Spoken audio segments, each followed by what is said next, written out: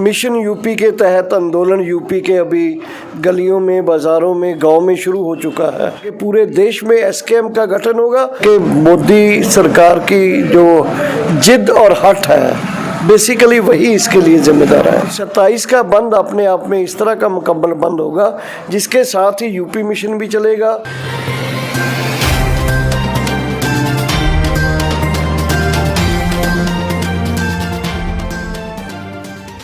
सभी को नमस्कार, राम राम। मैं नरवाना के वासी कुलदीप खंडेलवाल। आज हमारे साथ किसान नेता डॉक्टर दर्शनपाल जी है जो कि दिल्ली में मोर्चा संभाले हुए हैं। तो उनसे आज जानेंगे किसान आंदोलन से संबंधित कुछ जानकारियां। तो डॉक्टर साहब, सबसे पहले यही बताएं कि लंबा आंदोलन चल चुका है, चुनाव नज़दीक है पंजाब और यूपी में, तो हमारा जो आंदोलन है उसकी क्या कुछ रणनीति है चुनाव को लेकर के?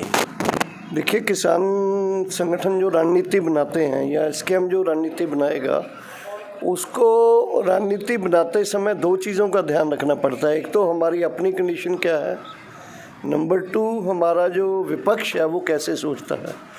विपक्ष ने अभी सुप्रीम कोर्ट में एक आज सुनवाई है उसकी, जिसको लेकर उन्होंने कहा है कि रास्ते खुलवाने के लिए वो एक एफर्ट जुटा रहे हैं। दूसरा है कि इसको लेकर हरियाणा सरकार ने एक मीटिंग बुलाई थी जिसको हमने कल रद्द कर दिया है।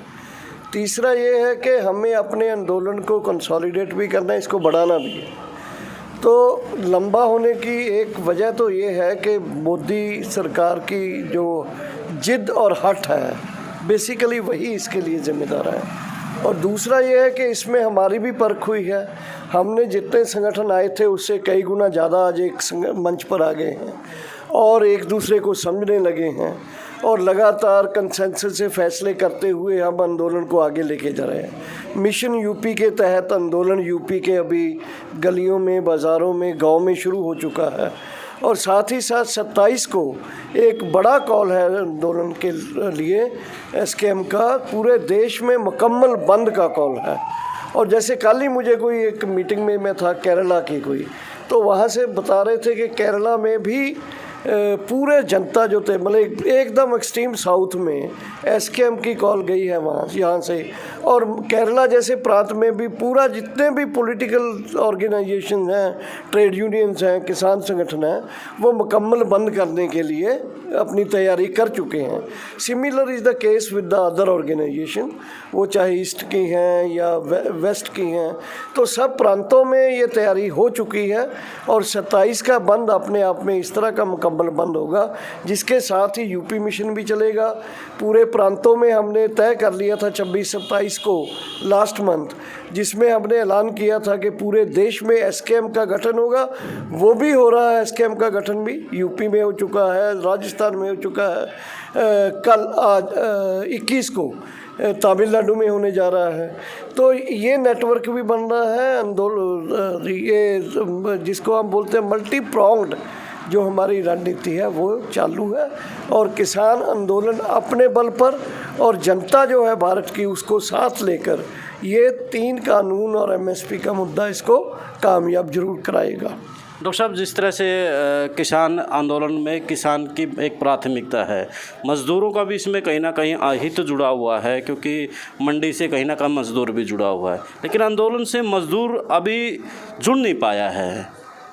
क्या कारण रहा है इसके पीछे? देखिए, एक तो ये बताऊं आपको कि ये जो मुद्दे हैं, जैसे एमएसपी मुद्दा है, एमएसपी मुद्दा जो है ये किसान जो पैदावार करता है, मालिक है या ऑपरेशनल होल्डर है, ठेके पे लेके करता है, जो मंडी के साथ जुड़े हुए हैं, उनको डायरेक्ट ही कानूनों वाला मसला भी एमएसपी का मसला भी, नंबर 1। नंबर 2, ये भी बात सही है कि देश के इस हिस्से में, पंजाब में, हरियाणा में, वेस्टर्न यूपी में भी जहाँ आंदोलन ज़्यादा फोकस है, यहाँ के किसान संगठन जो हैं ये आम तौर पर मालिक किसानों के संगठन हैं। हम अपने जितने भी सिद्धांत हैं, जो भी बने हुए मंच हैं, उन्होंने क्लियर कट अपने मैनिफेस्टोज़ में लिखा हुआ है कि खेती से जुड़े हुए जितने भी बाकी तबके हैं वो खेतीहर मजदूर हैं, ठेका पे लेने वाले बटाईदार किसान हैं, या खेती से जुड़े हुए दूसरे तबके हैं, जैसे दूध वाले हों या फिशरी वाले हों या जंगल में रहने वाले लोग हों, जल जंगल ज़मीन का उनका मसला हो, वो तमाम ही जो हमारे जो लोग हैं वो किसानों में ही आते हैं, खेती के साथ जुड़े हुए हैं, उनको साथ आना चाहिए। यहाँ मुझे एसकेएम के लीडर के तौर पे अपनी ये वीकनेस है, वो मानने में कोई दिक्कत नहीं है, लेकिन जैसे जैसे आंदोलन के ये मुद्दे बढ़ते जाएंगे वैसे वैसे ही बाकी तबके जो हैं इसमें शामिल होते जाएंगे एक के बाद एक। डॉक्टर साहब, एक महत्वपूर्ण सवाल है जो आमतौर पे पब्लिक से ही निकल करके आता है और आपके नेताओं द्वारा पिछले जैसे मुजफ्फरनगर के अंदर पूनम पंडित को वहाँ से वो कराया गया, यानी एक जातिवाद की हवा दी जाती है, ये आंदोलन को तोड़ने के लिए दी जाती है। आप कहते हैं कि सब किसान नेता एक हो गए हैं, अब हमारी जो भी गलतफहमियाँ थी बहुत सी वो भी दूर हैं, लेकिन कहीं ना कहीं जो जातिवाद का दंश है वो सरकार चाहती है कि उसके माध्यम से आंदोलन तोड़ा जाए। तो क्या लगता है आपको?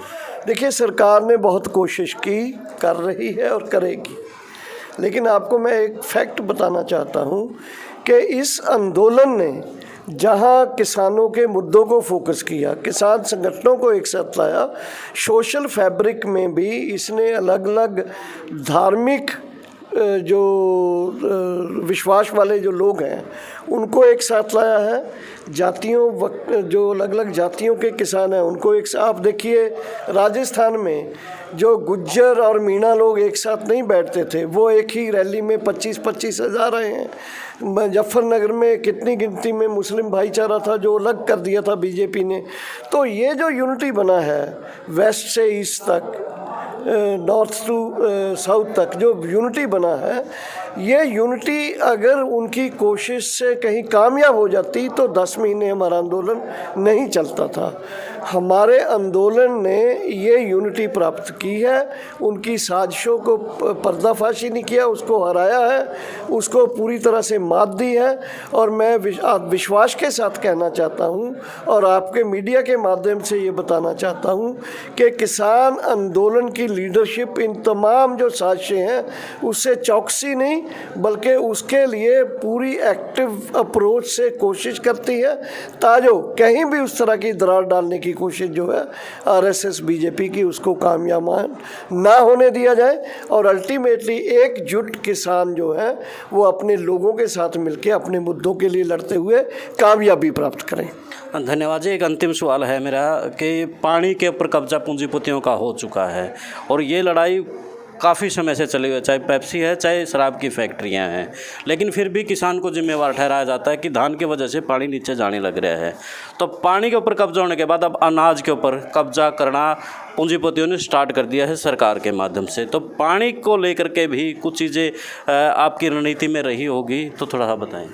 देखिए, वैसे तो हम आते हुए भी डिस्कस कर रहे थे कि पानी एक वो चीज़ है जो पशुओं को, पक्षियों को, जानवरों को, मनुष्य को, फसलों को, हर चीज़ की ज़िंदगी है वो।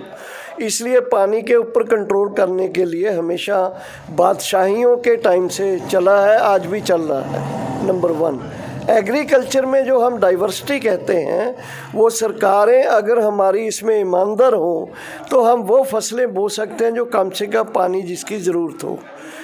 तीसरा, हमने कभी नहीं कहा कि धान ही बोएंगे, हम चाहते हैं मक्का बोएंगे, मिर्ची बोएंगे, हम वो फसलें बोएंगे जो हमारी यहाँ लैंड में हो सकती हैं और होती रही हैं, लेकिन उसकी जो पैदावार और पैदावार के बाद जो मंडी की ज़रूरत है और मंडी में उसकी जो कीमत की ज़रूरत है, उन चीज़ों को अगर हमारा जो सिस्टम में चलाने वाली सरकार जो है अगर वो ढंग से उसके ऊपर पेश नहीं आ रही, उसी से ये पानी की समस्या, उसी के सोशल डिस्कंटेंट, उसी के लिए बहुत सारी समस्याएं जो उनकी नीतियों के चलते आ रही है।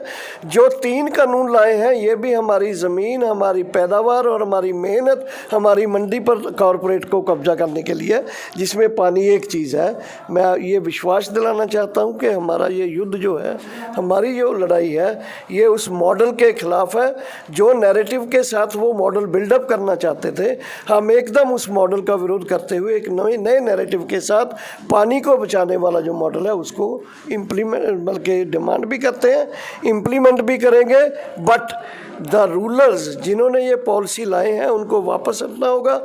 सेकेंडली उनको ये नीतियाँ बनानी होंगी कि पानी को बचाव के लिए ताजो ये जानदार जो चीज़ें हैं उनको पानी पूरा मिल सके, पीने के लिए हर चीज़ के लिए ज़रूरत है इसका मुझे लगता है हम सब लोगों को इसके ऊपर पहरा देना होगा। हम दे रहे हैं और कड़ाई से पहरा देंगे इसके ऊपर। धन्यवाद डॉक्टर साहब।